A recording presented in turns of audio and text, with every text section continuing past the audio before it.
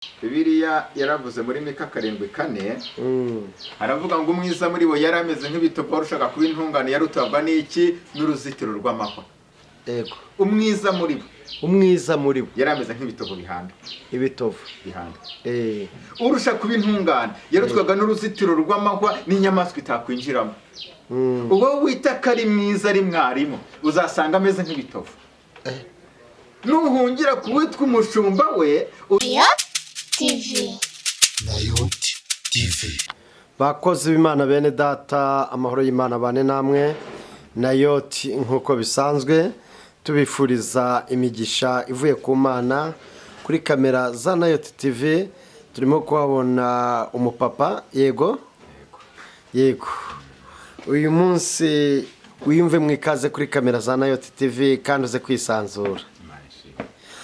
Uyu munsi wa none hari ibyo wateguriye abakunzi ba Nayoti TV birumvikana. Ariko reka tubanze dusenga Imana, noneho tuze twimbike tujye mu kiganiro nyirizina. Uri data wa twese uri mu ijuru, uri Imana idukunda, uri Imana itubereye maso, kubereye maso abagutegereje. Tugushimiye ko ari wowe watangije uyu mushinga wa Nayoti TV. Ukomeze kumanuka ubane natwe, ibiganiro turi bugirire muri iki kiganiro n'ubundi ururu kubane natwe, abazacyumva bazagubwe neza kandi abazacyumva bazasubizwemo imbaraga mu rugendo. Gakomeza kuganza rero, gikomeze kuyoborwa nawe, imbaraga zawe cyo ariko no gukomera ibane natwe ibihe byose mu izina rya Yesu. Amen. Imana iguha umugisha. Ese mwitwa bandi? Nahondereye Chrysostome. Iryo zina ubwo naryo rifite icyo risobanuye? Chrysostome. Ubu ni izina Chrysostome. Yego. Umuntu washakiye ino nyito Bibiliya. Yego. Yitwa Chrysostome. Chrysostome. Iyo Bibiliya wayishakiye inyito kugira ngo yitwe Bibiliya. Yego. Bano nashira kuba hamarushanwa bakavuga ngo iyi ntebe kano kameza. Yego. Tukite ngo iki ni igiti. Ukavuga ati ngewe nkise akameza. Yego. Urana Bibiliya imaze kwandikwa. Yego. Yaranditswe yandikwa n'abantu haza n'abasesenguzi. Yego. Haje abasesenguzi ariko biba ngombwa ko iki gitabo bagishakira inyito. Bagishakira inyito. Uwitwa Chrysostome rero niwe watitsindiye aravuga ngo yo nyise Bibiliya. Ayita Bibiliya. Yego.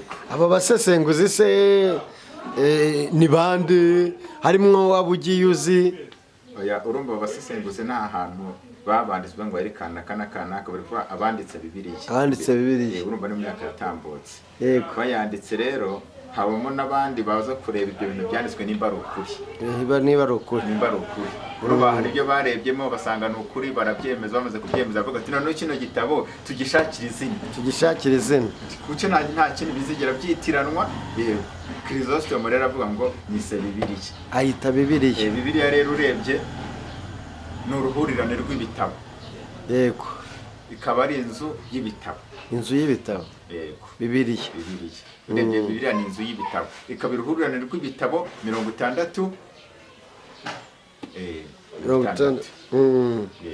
None se Bibiliya igira ibitabo 66. Bibiliya ntagatifu kagira ibitabo 72. Bibiliya ntagatifu. Bibiliya ntagatifu ubwo kubatayize ubwo ni yehe? Bibiliya Gatolika. Iriya y'Abagatolika. Ariko buriya hari ibijya bihura na Bibiliya yera. Bibiliya ntagatifu harimo ibintu birimo bihura n'ibyo muri Bibiliya ntagatifu. Bihura harimo bigiye bishimije ariko henshi birahura. Ahubwo bitandukanye kuri ibyo bitabo 6 bindi birengaho abashakashatsi bavuga yuko bavunitse bakora ubushakashatsi kuri ibyo bitabo barabangura kubyereka tire gute tubyongereho. None se Chrysostome ari Korowani na Bibiliya ntagatifu na Bibiliya yera buriya bitandukanira he? Bureye byose bivuga ku ijambo ry'Imana. Byose bivuga ku ijambo ry'Imana. Ahubwo iriya myemerere izamo. Imyemerere izamo. Kuvuga ngo twebwe tubogamiye hano twebwe dusa nkaho tuvuga ukuri. Yego. Umuntu rero ugeze aho ngo agahita yumva ko ari uri kuvuga ukuri cyane, mbese agahita abimbata y'iryo dini. Urumva no kuri pira wanaripira. Niyo haba harimo ikosa ugeranye rya kosa kurihindura iritari ikosa. ritari ikosa. yego none se Chrysostome, ibyo bintu by'amahame y'amadini ubwo ngubwo ubundi ubona bituruka kuki? Ko tuzi yuko Imana ari imwe rukumbi ku bantu bemera Imana, hari burya hari n'abatayemera. buriya bintu nkurikije uko mbibona hano hanze nuko biri, amadini ubona ko yatangiye kubaho kera. Amadini yatangiye kubaho kera. yego Yego. urabona na Yesu yaje asanga hariho Amadini. Abafarisayo n'abandi. yari amadini. Yego. niyo mpamvu rero uwitwa Nikodemo Yego. ngo yaje yitwikiriye ijoro. Yego. yitwikiriye ijoro ajya kureba Yesu.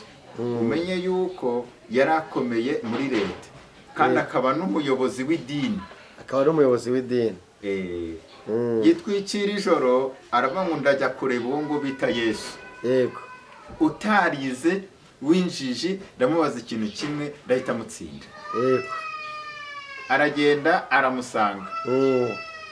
Yesu aramubaza ngo mbese aho waba warabyawe ubwa kabiri? Nikodemo urumva yaravuze ati n'umuntu avuze ko ari injiji atarize. aramubaza ati ubundi umuntu nkanjye ufite ubwanwa bungana gutyo, kiriya gihe cy'abayuda bari bagari bafite ibituza bafite ubwanwa. aravuga ati nasubira mu nda ya mama nkabyara ubwa kabiri gute? Se yarabajije ikintu kizima. Yarabajije ikintu kizima. Yesu aramubwira ati ni ukuri umuntu utarabyawe bwa kabiri ntabwo azinjira mu bwami bw'Imana. Yego.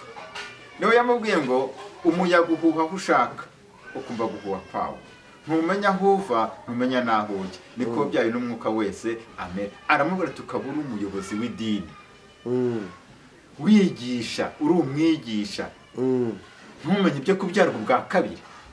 urumva atari umunyedini? Yari umunyedini. ariko kuva icyo gihe ryaritaye mu gutwi. arita mu gutwi. iyi Bibiliya rero harimo imbaraga. Yego. reba umuntu arabwiriza iyi Bibiliya urayibumbura ugasoma ijambo rimwe ukavuga ati Luka 1:21. yego. aravuga ngo abantu Luka 1:21 ngo abantu batangazwa nuko atinze hehe mu rusengero. Atinze mu rusengero. Yego. ariko iryo jambo warisoma umuntu wabaye akahebwe. Yego. polisi yahize ikamubura. Yego. maneko zikamuhiga zikamubura. Yego. yari umunywanzoga, ari umunywarumogi, yaricanye, yaragize gute, barazengurutse mu bihugu by'abaramubuze. umuntu yabumbura Bibiliya yasoma ijambo. Yego. uwo muntu agahaguruka agatsindwa n'ijambo akaza agapfukama akihana. abafite imbunda baramuhize, barafunze, byarananiranye, ariko imbaraga si ibiri ahubwo ni imbaraga ziba muri iri jambo risunika rya jambo. imbaraga ziba muri rya jambo riza rigasanga wa muntu rikamutsinda, yamara kumutsinda agahaguruka akaza akihana. umuntu w'umugabo wananiranye bagasoma Bibiliya ijambo bakabwiriza, imbaraga ziva muri rya jambo rikagenda rikamutsinda, agahaguruka ntawe umuhagurukije, agahagurutswa n'izo mbaraga, agakwishyira ibipfukamiro hasi akavuga ngo ndatuye, akatura ibyaha byose yakoze, kandi bamujyana muri polisi yarabihakanaga. ariko yagera aho ngaho akabyatura ntawe bimubashije. urumva atari imbaraga. Ibi bintu bifite imbaraga noneho byo gusenga. bifite imbaraga. hari n'igihe njya mbona nkabona abarokore barimo kubyina bataratse. wa mugani haba harimo izindi mbaraga, kuko umuntu gusa atanyweye ntabwo ashobora kubyina kuriya. ariko reba kugira ngo umuntu w'umugabo abyine, ishati itote, yego, ikoti ryuzura amazi, yego, abyina atanyweye nta kimubyinisha, abyina amazi iminsi 2 mu masengesho, yumva umutima uranezerewe, wumve wabyina umunsi wose. ndumva harimo izindi mbaraga. harimo imbaraga zimira izindi. harimo izindi mbaraga zimira izindi. ariko ubundi utabyinnye ushingiye aho wavutse n'aho navuye, urumva wabuzwa n'iki kubyina. mbere twarabyinanaga amacupa y'inzoga ku mutwe, yego, tukarara tubyina tuzenguruka. ubu ngubu noneho tukaba dusigaye tubyinira mu kabari. uzi igihe twatakaje? mubyinira mu kabari, turirimbira mu kabari, tubyina ngo turushe abasenga. Yego. twatakaje igihe kinini cyane. hari n'igihe se buriya abantu bo mu kabari babyina kugira ngo barusheho basenga. Rana hano ruguru imbere y'urusengero rwa ADPR harabiteka kuri Tekino. Hano ruguru habaga akabari icyo gihe tukabyuka tukanywa twayamara nk'amajoro 3 nibature yabirimo bari kubyina muri nibature mu gitondo babyina natwe tukaririmba cyane ngo turushe amajwi yacu aganza yabari mu rusengero, ariko ntabwo ijwi ry'umuntu uri hanze ryaganze ijwi ry'Imana ko bikundi. Yego, hanze ubwo ushaka kuvuga ni he? Ni Burayi, ni muri Afurika? Oya, hanze hano hanze twita hanze ho twari turi mu kabari, urumva mu nzu y'Imana n'abari hanze harimo ibyiciro bibiri bitandukanye. Hamwe abantu badasenga n'abasenga. Amajwi yego. y'abasenga n'amajwi y'abadasenga. Amajwi y'abadasenga ari bari twebwe dushaka kuganza amajwi y'abasenga, ariko iryo jwi ntabwo abasha kuricecekesha. Ntabwo abasha kuricecekesha. Nuko bavuga ngo ugiye gufungirana amazi, oya mazi wayafunga hano agatobokera hariya, wafunga hano agatobokera hariya, ntabwo rero wabasha gucecekesha ijwi ry'Imana. Ntabwo wabasha gucecekesha ijwi ry'Imana. Ariko se uriya imikorere y'Imana njya nanayireba ikanyobera. Hari n'abantu benshi bajya bayireba bakayiyoberwa, ariko se buriya Imana ikora iti mu bumana bwayo?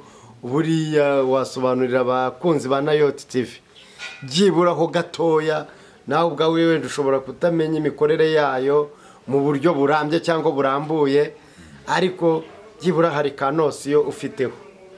Buriya yewe nabonye Imana ni igitangaza kandi ibyo biri hose icyarimwe. Yego. Shingiye ku bintu Imana yaba yarakoze. Yego. Imana ni inyembaraga. Imana ni inyembaraga. Ariko Imana irema imisozi, ikarema inyanja, ibiti biri mu butayu bigakura, yego, bidafite aho bivoma, bikabaho. Ubuse iyo Mana, Imana si Imana, Imana ni inyembabazi. Ni inyembabazi. Ngo Dawidi ngo amaze kwica Uriya no kurongora muka Uriya, ngo yasenze amasengesho, umuhanuzi Natani ngaramusanga, amubwira ko ari we. Gasenga amasengesho umunsi wa mbere, asenga wa kane wa gatatu, ngabona nta kwimbabaza. Ariko bwira Imana avuga ngo Mana, fata imbabazi zawe uzishyire ku munzani. Yego. Ufate n'ibyaha byanjye bishyire ku munzani. Nusanga ibyaha byanjye biruta imbabazi zawe, ibyaha byanjye biruta imbabazi zawe, undangize. ntabwo igikira. Igisebe kirakira, ariko inkovu ikagumaho, ugahora uvuga ngo iyi nkovu. Hano hari igisebe. Imbabazi z'Imana imbabazi zirakomeza. Yego. Ariko ingaruka twari tuvuze ngo ingaruka y'icyaha. Ingaruka y'icyaha. Burya Imana icyo ishaka nuko twihana. Kandi kwihana ni uguhunga urubanza ruzaduhuza n'Imana. Ubundi kwihana ni uguhunga urubanza, nta kindi. Urana hano umuntu ashobora kuvuga ngo reka nkubite kanaka, ariko yabitekereza akavuga ati muni mukubita banajyana mu rukiko. Yego. Uwo muntu rakanga kumukubita kubwo guhunga iki? Urubanza. Kandi ashaka kumukubita, afite n'imbaraga zo kumukubita, ariko avuga ngo ntago mukubita, mukubise nahura n'urubanza, ubu ragahunga urubanza. Niyo mpamvu rero kwihana ari uguhunga iki? Urubanza. No guhunga urubanza. Dawidi tayari yaramaze gusaba imbabazi. Avuga ngo imbabazi zawe. Imbabazi zawe. Nusanga ibyaha byanjye biruta imbabazi zawe, umpane. Ariko nusanga imbabazi zawe ziruta ibyaha byanjye, umbabarire. Imana avuga ngo ndakubabarira, ariko inkota ntabwo izava mu rugo rwawe. Ubwo Imana yari ishatse kumubwira iki? Yari ishatse kumubwira yuko imubabariye, ariko azabona ingaruka z'ikibi yakoze. Dawidi yaje kubona ingaruka z'ikibi cyangwa Imana yari ivugiraga gusa? Ingaruka zarabaye. Biba ingaruka zarabaye. Yego. Abahungu be barongora bashiki babo. Yego. Ibyo bintu ko numva ari umwanda se. Bageze ubwo baranicana. Urumva muri haje ingaruka zikomeye. Ingaruka z'icyaha nizo zigenda zigira gute? Zibambi. Nusoma Bibiliya neza, hari ahantu Mose yarwanaga, arwana n'abamaleki. Bararwana ariko noneho Imana iravuga ngo none uyu munsi, yego, nzarimbura abamaleki bibagirane bo munsi y'ijuru. Izarimbura abamaleki bibagirane bo munsi y'ijuru. Yego. Imana ntago yabikoza ako kanya, ibarimbura ako kanya bamareho. Ahubwo nureba neza muri Bibiliya ugakurikirana uruhererekane rwa Bibiliya, uzasanga cyagiye cya Esiteri, yego, na Morodekayi, yego, na Hamani, yego uriya Hamani niwe wari usigaye mu gisekuru cy'abamaleki, kandi ari we mukuru wari usigaye uhagarariye abamaleki, aza ashaka kuzuza ibyo basekuru batigeze buzuza, ashaka gusohoza ibyo basekuru batasohoje kugira ngo arimbure abayuda. yego Imana itegura Esiteri kugira ngo isohoze isezerano yagiranye nande na Mose. Sinzi niba wanyumvise neza. isoza isezerano Imana yagiranye na Mose, cyangwa amagambo Imana yavuganye na Mose. Yamuvuganye na Mose imubwira ngo nzarimbura abamaleki bibagirire mu munsi y'ijuru. Bibagirane bo munsi y'ijuru. Bibagirire munsi y'ijuru. Imana yaje kubigeraho, si ibyo bintu yari yavuze. Icyo gihe cya Esiteri na Hamani, urabona Hamani yateguye kurimbura abayuda. Yego. Biranasinywa, biranemerwa. Yego. Ariko Esiteri arahaguruka maze kubyumva, turi kuvuga mu mbaraga zo gusenga. Aravuga ati musenga, nanjye ndasenga, ariko ndagenda nigerere ibwami njye kubaza impamvu twarimburwa. Yego. Kubwo Imana yari yagombaga gusohoza icyo yavuze, yari yarateguye Esiteri kugira ngo azahagarare muri uwo mwanya, aze kugira ngo yinginge umwami ntakore icyo kibi, ahubwo abari bagiteguye uwo mutego bari gushibukana. Abari bushibukana. Birangira rero Hamani ari ugizweho ingaruka z'igitero yari yateguye, igitero kiba ari we kirimbura. Noneho niho umwami yatanze itegeko iravuga ngo abo bamaleki aho bari bose bicwe, mbese bagenzwa nk'uko bari bagiye kugenza abayuda. Imana ntabwo yari kuyaha abamaleki, ntiyarishoje icyo yavuze. Imana igisoza icyo yavuze. Imana rero agiye kubwira ikintu, ukavuga ngo mbese ikintu kizayisohora gute? Ariko Imana ngo yikivuga ikurebera mu ishusho y'iki kuvugaho. Yego. Ikurebera mu ishusho y'ikintu iri kukuvugaho. Ikiri kukuvugaho. Niba ivuze ngo uzaba uri muri Canada, Yego. wowe ibivuga ubona uri muri Canada, wowe wakwirebera mu ishusho urimo ukabona ntaho byaturuka. Yego. Ariko Imana ntikurebera mu ishusho uhagazemo ako kanya, ikurebera mu ishusho y'icyo iri kukuvugaho. Yego. Njya numva baririmba bakavuga ngo nta jambo Imana ijya ivuga ngo rigire gute harya, ngo rihere. Abandi bakavuga ngo Imana iri mu kazi. Imana yabereye mu kazi abayuda. Yabereye mu kazi abayuda. Iyo itababera mu kazi bivugane na Mose, imuhe isezerano, isoze n'isezerano, abayuda byari kubagora kuko Hamani niba yari yamanitse igiti avuga ngo agiye kumaraho abayuda, asoze isezerano yari yaragiranye cyangwa ibyo basekuru batasoje, yari agiye kubikora. Ariko asanga Imana hari icyo yavuganye n'abasekuru bandi b'abayuda. Yego. Abamaleki byarangiye aribo bo bagiye mu cyimbo cy'abayuda.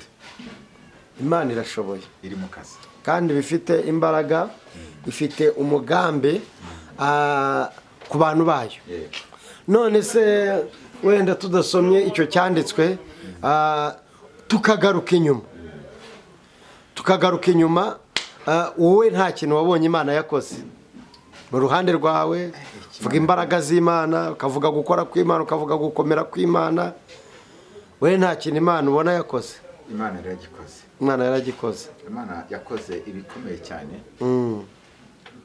Yakoze ngo imirimo tutari gukora, yatubereye aho ababyeyi batari. Umuririmbyi wagiye aririmba ngo amaboko yawe Mana ni maremare. Yego. Agera kuri buri muntu wese. Niyo mpamvu Imana mu bumana bwayo itarobanura ku butoni, kuko Imana ari inyembabazi, ari umutunzi w'imbabazi, kandi kabikozwe mu mbabazi. Niyo mpamvu usanga umusinzi agenda yajya kugwa mu cyobo, marayika akamugarura.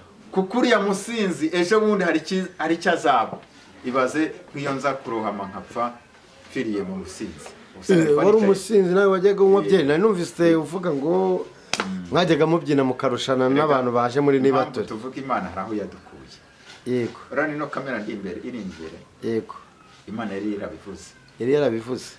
Ikavuga ngo uzajya ubwiriza. Yego. Kandi abantu bose bakurebere ku byuma by'ikoranabuhanga. Ikoranabuhanga. Ni ibi ngibi.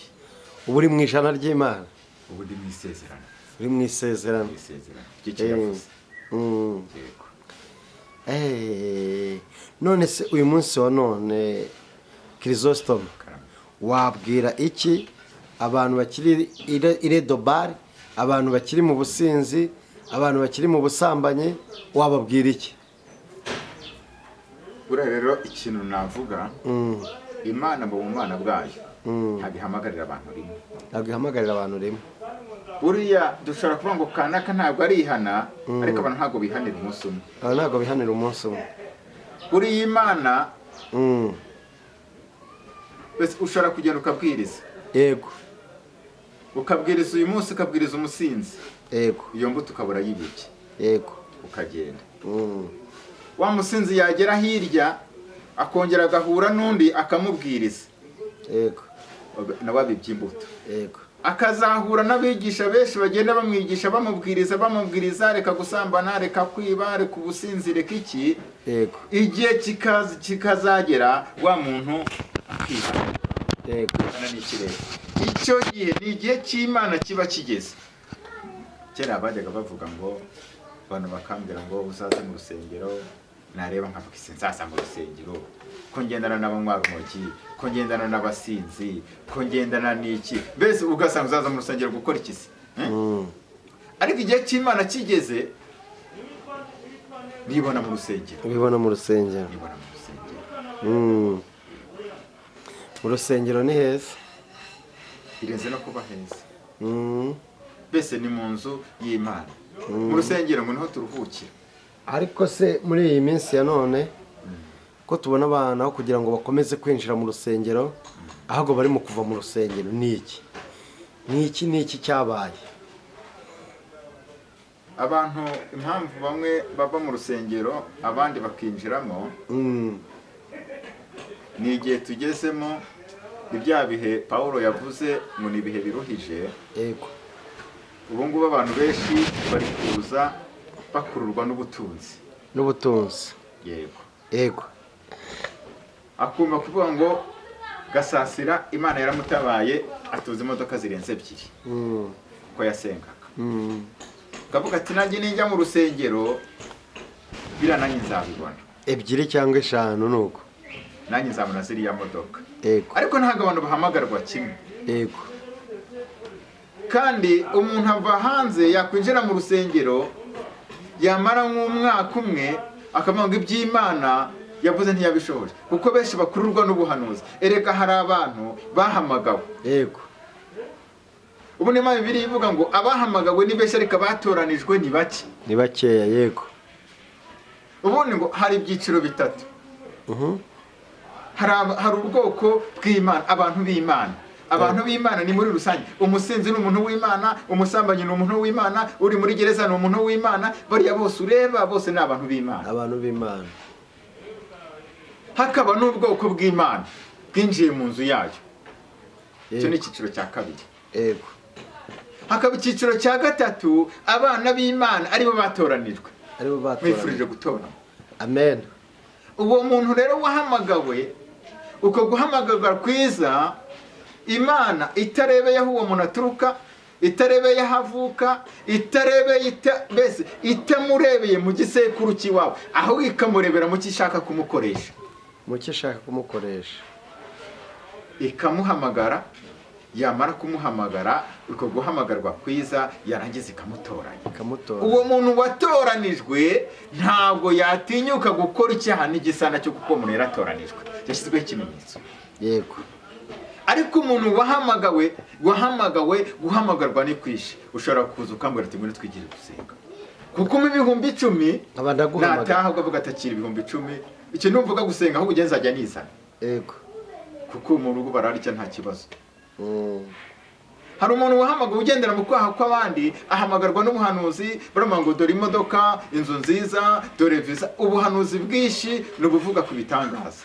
Yego. Uwo muntu yakwikubitamo imyaka 5, imyaka 4, yabura ibyo wabwiwe, n'umuntu akavuga ngo reka nisubirire hanze. Subire kwinywera.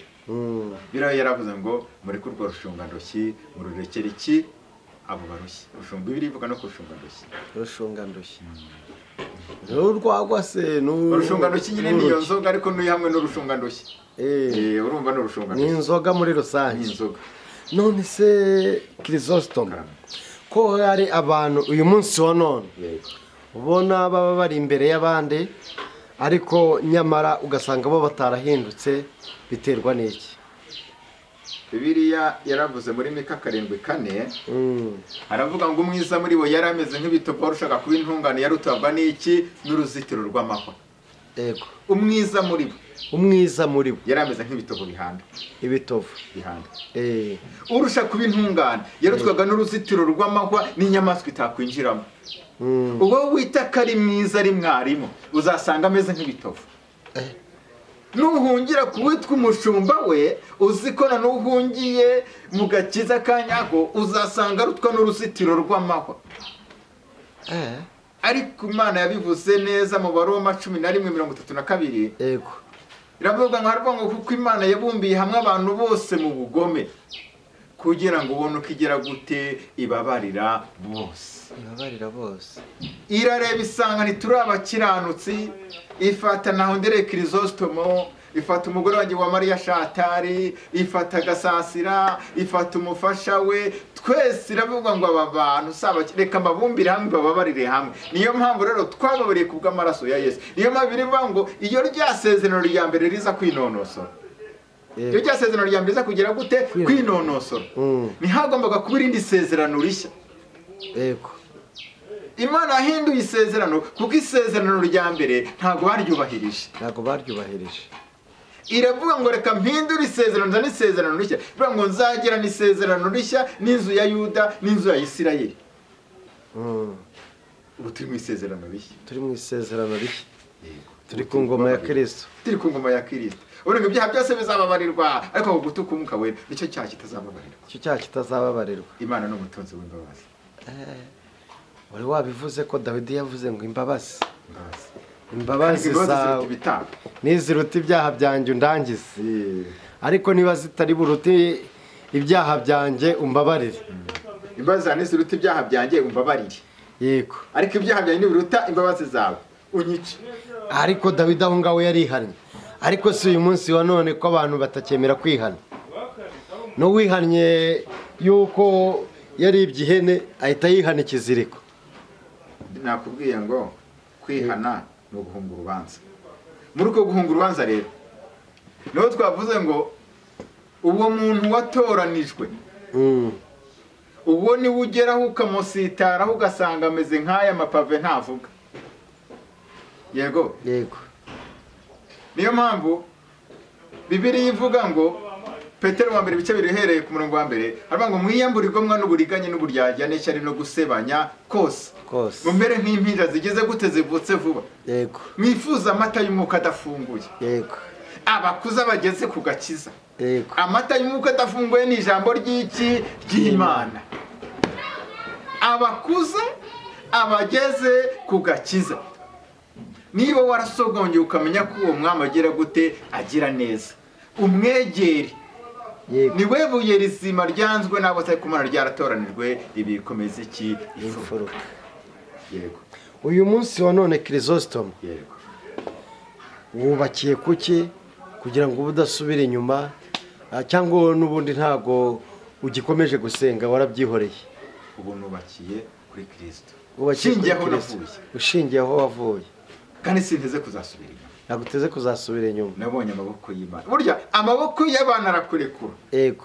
Amaboko y'Imana akakuramira. Amaboko y'Imana akakuramira. N'amaboko y'Imana. Bitekerezaho nayo. Ni byiza. Nibyo mumaro niby'igiciro.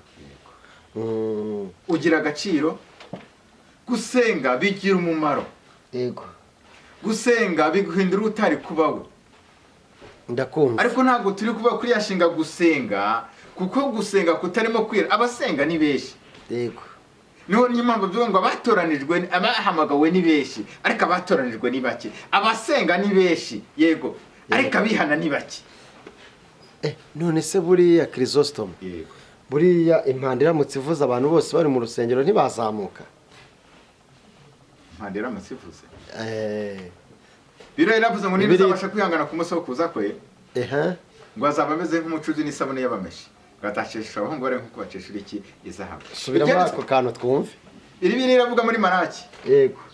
3:2 ngo ninde uzabasha kwihangana ku munsi wo kuza, ninde uzabasha kwihangana kugeza kugaruka kwa Kristo. Yego. Ubwo ni wihanganiye ibimugerageza, kuko hano mu isi niho Satani yateye intebe, aha niho tugeragerezwa ahangaha. Hano mu isi. Aha niho dushakira ubwami bw'Imana ahangaha, kuko ahangaha ni icyaha gikorerwa. None si icyaha kugira ngo gikorerwa mu ijuru. Hoya. Burya niyo mpamvu abamarayika, yego, abo bose biteguye kuzareba uwo mugeni uzava mu isi, kuko mu ijuru nta cyaha kihakorerwa. Yego. Icyaha gikorerwa hano mu isi. Ubu umumarayika rero ntabwo ageragezwa kuko hari nta cyaha gihari, ahubwo twebwe tubasha kwihanganira ibitugerageza, turaho umwanzi ari, duturanye nawe, tugendana nawe, aha niho tugeragerezwa. Yego, ndakumva neza. Aha dutuye niho tugeragerezwa. Ninde uzabasha kwihangana ku munsi wo kuza? Byanditswe biravuga ngo ubwo azagaruka ngazakandagiza ibirenge ku musozi wa Elayono. Yego. Ngo uwo musozi uzasadukamo kabiri, ngo niho yanazamukiye. Ngo uzacikamo ikibaya kinini cyane. Ngo abapfuye bazazuka bamere nk'umucanga wo ku nyanja. Kandi ngengese umuntu yapfanye niyo azazukana. Uwapfuye ari umusinzi azazukana irari, mbese azazuka amere nk'uwasinziriye nimugoroba, bavuga ngo umusinzi ajya kunywera hehe, ajya kubyinira hehe, uyu munsi ni hehe njya gusambana, ese ndaryamana nandi no munsi. Ariko uwapfuye afite ishyaka ryo gusenga azazukana ishyaka ryo gusenga. Amen. Sinzi niba wanyumvise neza. Nakumvise. Ingese umuntu yapfanye niyo azazukana. Abapfuye bazazuka bamere nk'umucanga wo ku nyanja. Bamwe ngo bazazukira kwishima no kunezerwa, abandi ngo bazaba bahekenya amenyo n'uburakari bwinshi, kuko bamwe bazazuka barabagirana. Ndakumva.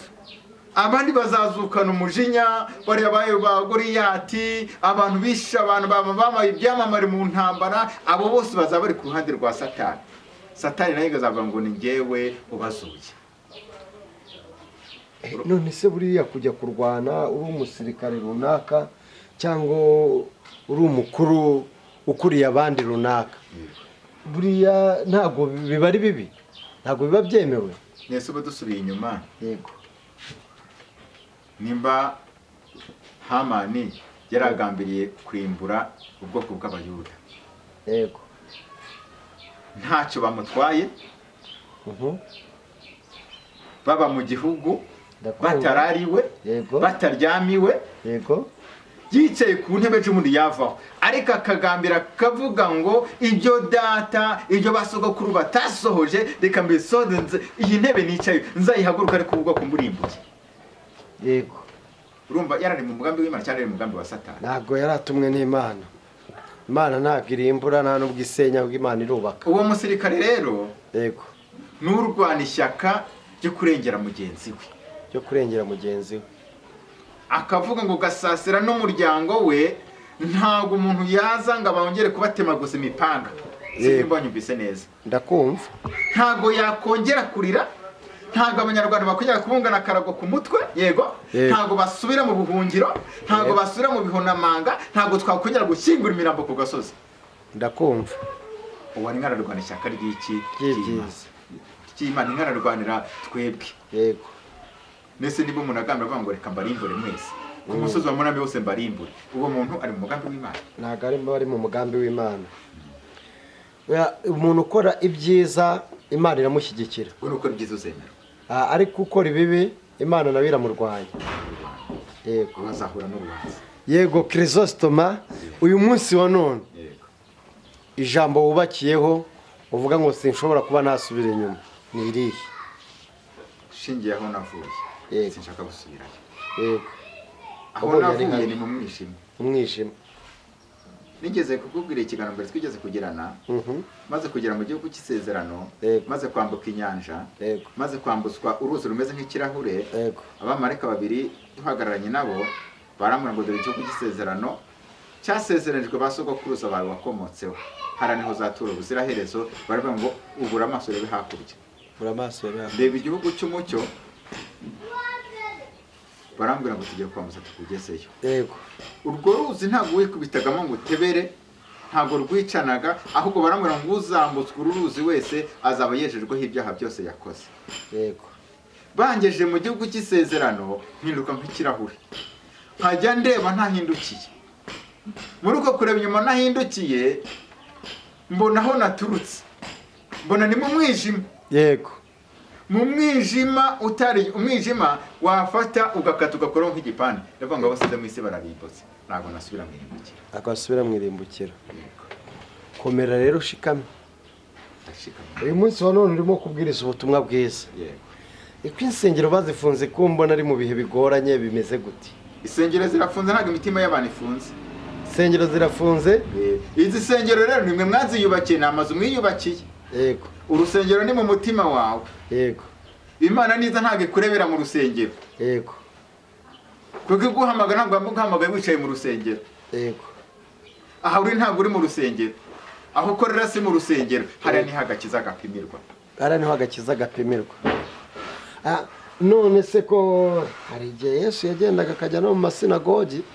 Aho hose turi kuhajya, kuko aho ngaho twumvira ubutumwa. Muri make duhurira, tukumvira ubutumwa, ariko bwa butumwa twumvise tukajya kubusakaza aho tugiye. Kuko pasiteri unyobora, Michel Kayihura, pasiteri wagiye niko bamwita. Yewe nakuwe ko sengera ku itaro rya ADEPR hano haruguru i Murambi. Yego. Pasiteri wanjye bamwita Kayihura Michel. Ntabwo Kayihura Michel arakanagiza ibirenge mu rugahomba, ariko ashobora kuba atarakandagira, yarakandagiye ku bandi bakristo. Nawe ubwo niwe utahiwe ejo bundi wenda. Icyo nashatse kuvuga ni iki? Ntabwo aza kureba ibyo nkora nimba nkora ikibi cyangwa icyiza. Yego. Aho nkorera ntabwo abasha kuhagira ngo arebe imirimo ndi gukora nimba myiza cyangwa ari mibi. Ahubwo njyewe aho ngenda ndi gukora neza, njyewe nijye ugomba kumenya ko nkijwe cyangwa ntakijijwe. Udakijijwe.